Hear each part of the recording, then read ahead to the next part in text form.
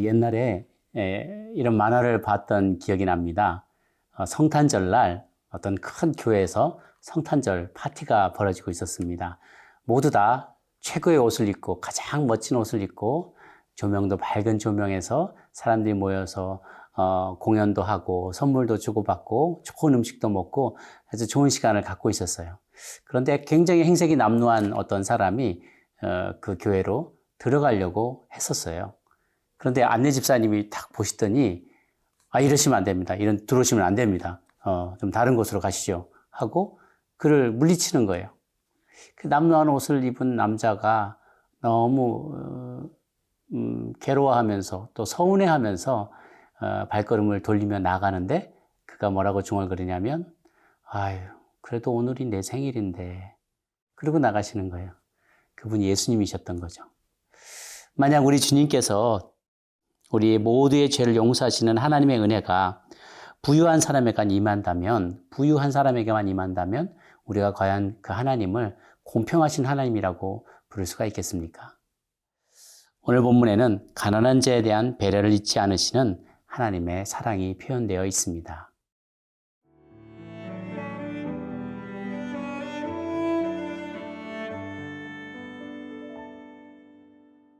레위기 14장 21절에서 32절 말씀입니다.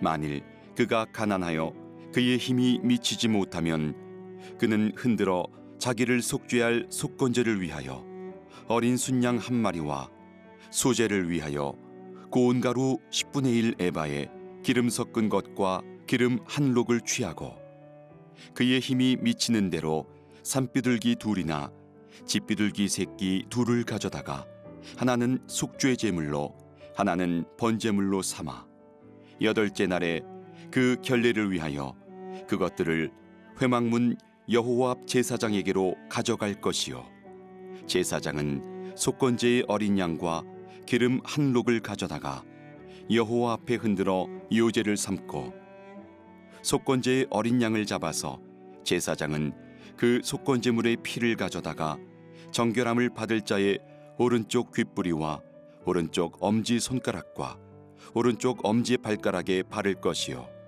제사장은 그 기름을 자기 왼쪽 손바닥에 따르고 오른쪽 손가락으로 왼쪽 손에 기름을 조금 찍어 여호와 앞에 7번 뿌릴 것이요 그 손의 기름은 제사장이 정결함을 받을 자의 오른쪽 귓뿌리와 오른쪽 엄지 손가락과 오른쪽 엄지 발가락 곧 속건제물의 피를 바른 곳에 바를 것이며 또 그 손에 남은 기름은 제사장이 그 정결함을 받는 자의 머리에 발라 여호와 앞에서 그를 위하여 속죄할 것이며 그는 힘이 미치는 대로 산비둘기 한 마리나 집비둘기 새끼 한 마리를 들이되 곧 그의 힘이 미치는 대로 한 마리는 속죄제로 한 마리는 소제와 함께 번제로 드릴 것이요 제사장은 정결함을 받을 자를 위하여 여호와 앞에 속죄할지니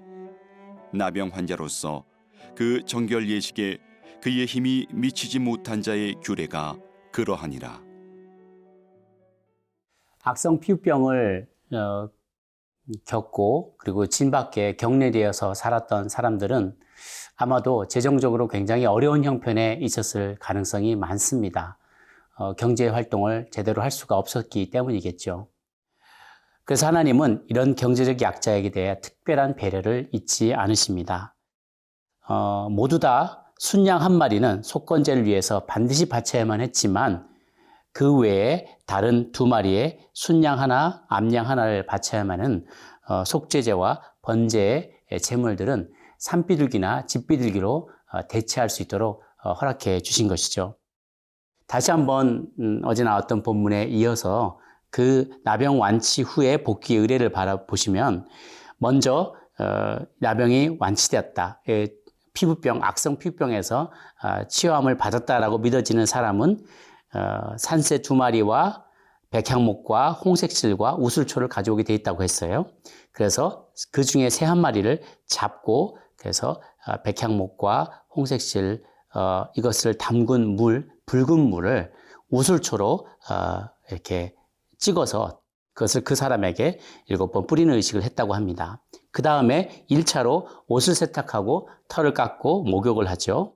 그리고 7일을 지난 후에 두 번째로 똑같이 옷을 세탁하고 털 깎기와 목욕을 합니다. 그리고 8일째 되었을 때 이제 제사를 지내게 된다고 했어요. 그리고 속건제로 순양을 드리고 피와 기름을 제단과 또 환자에게 적용을 해서 귀, 손가락, 엄지발가락에 다 이렇게 발랐다고 했습니다. 아론의 자손, 제사장들이 받는 그 의식을 똑같이 치렀던 것입니다. 그 모든 과정을 마치고 나면 거룩한 자로, 정결한 자로 선포를 하게 되는 것이죠. 그런데 이 3마리, 순양 2마리, 그리고 암양 1마리의 이 제물의 비용이 너무나 가난한 사람에게는 큰 부담이 되는 거예요. 그래서 하나님께서는 가난한 자들에게는 속건제용으로 순양 1마리만 드려도 되게 해주셨어요. 그 다음에도 속죄제로 순양 1마리, 원래 번제제로 암양 1마리를 잡아야 되는데 그 대신에 산비둘기나 집비둘기를 1마리씩 잡아서 드리는 것으로 대신할 수 있게 해준 거죠. 그리고 또 소제를 드릴 때 번제도 같이 드린다고 했는데 이 번제로 드리는 제물, 번제로 드릴 때 이 소제에 기름 섞은 밀가루, 원래는 10분의 3 에바가 필요한데 그것을 제물의 분량을 적게 줄였기 때문에 그것에 비례해서 이 소제물로 기름 섞은 밀가루를 드리는 분량도 10분의 1 에바로 3분의 1을 감해 주신 거예요. 그래서 21절, 22절, 23절을 보면 이런 말씀이 나와 있습니다. 만일 그가 가난하여 그의 힘이 미치지 못하면 그는 흔들어 자기를 속죄할 속건제를 위하여 어린 순양 1마리와 소제를 위하여 고운 가루 10분의 1 에바에 기름 섞은 것과 기름 한 록을 취하고 그 다음에 그의 힘이 미치는 대로, 이게 중요한 단어입니다.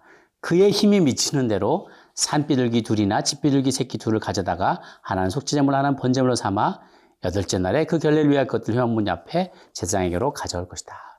그의 힘이 미치는 대로. 힘에 진하게 하라고 강요하지 않으셨어요. 주님은 배를 해주시면서 사정이 여의치 못하면, 재정이 충분치 못하면 너의 최선을 다하렴. 네가 할 수 있는 최선을 다해서 하나님을 섬기렴 하고 그렇게 더 적은 제물로도 예물을 똑같이 하나님 앞에 예배드릴 수 있도록 허락해 주셨던 것입니다.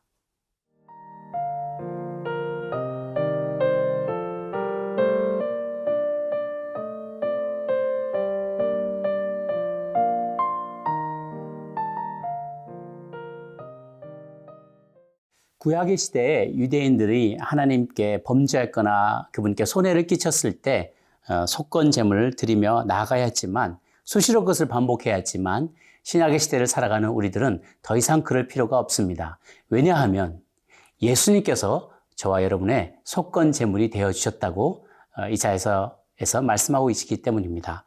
이사야 53장 10절 말씀을 보면 여호와께서 그에게 상함을 받게 하시기를 원하사 질고를 당하게 하셨은즉 그의 영혼을 속건 제물로 드리기에 이르면이라고 하였기 때문입니다.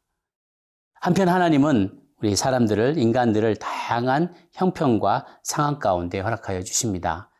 어떤 이는 문화가 다르게 또 다른 인종 그리고 언어, 외모 또 다양한 경제적인 형편과 상황 가운데 태어나게 해주시죠. 요즘 소수자와 인권이라는 단어가 우리 사회에 많이 남용되면서 심지어 하나님이 창조하신 창조 질서와 가정의 질서를 파괴한 행위들이 만연하고 있는 것을 보는데요. 본래 하나님은 소수자와 가난한 자와 약자를 돌보신 분이셨습니다. 그분은 고아와 과부와 나그네에 대한 특별한 마음이셨어요.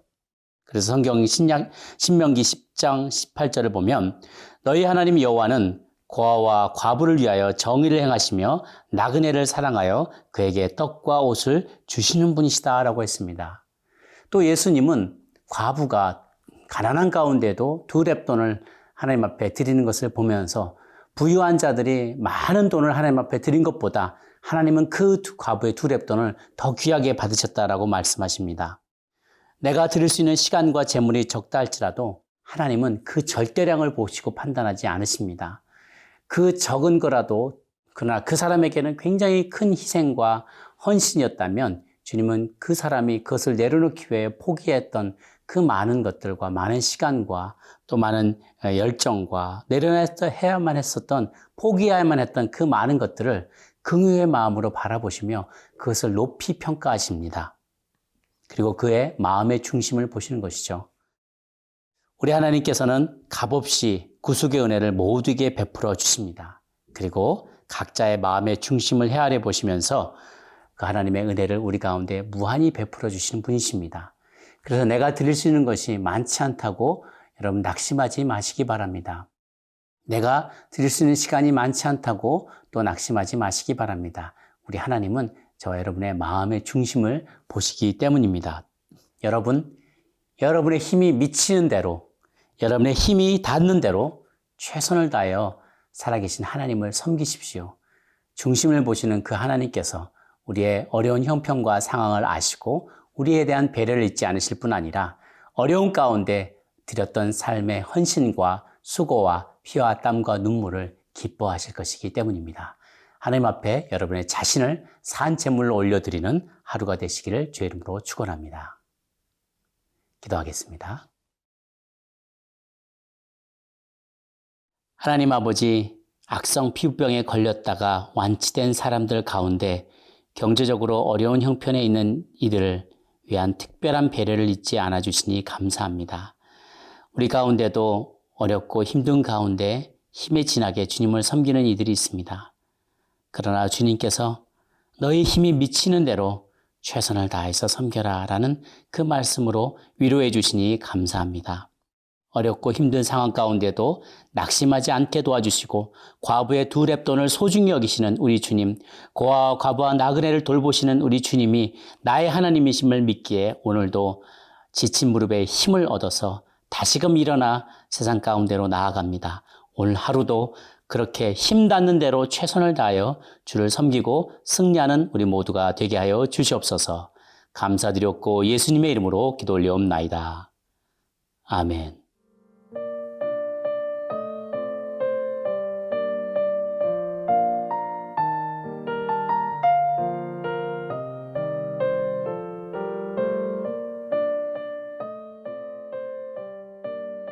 이 프로그램은 시청자 여러분의 소중한 후원으로 제작됩니다.